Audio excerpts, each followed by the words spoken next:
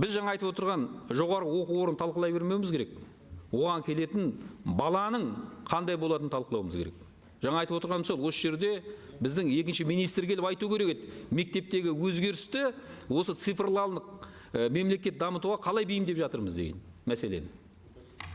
Бірінші, мектептің бағдарламасына приоритет беруіміз керек. Қайттан өзгертіп, қайта қарау керек оны. Екінші, мұғалім мәселесі. Бұл да әлі де өзекті.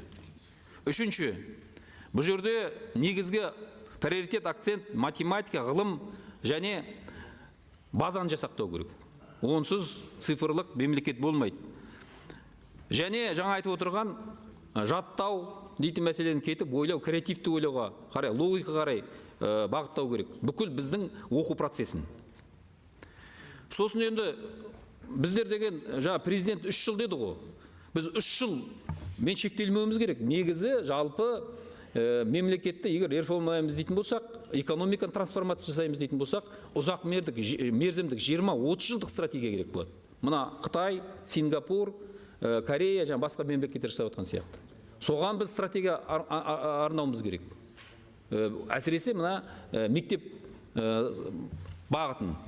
Сондықтан жоғарғы оқу орындарын күшейткенмен де оған келетін жаңа оқушылар дайындайтын мектеп әлсіз болса, ол нәтиже болмайды.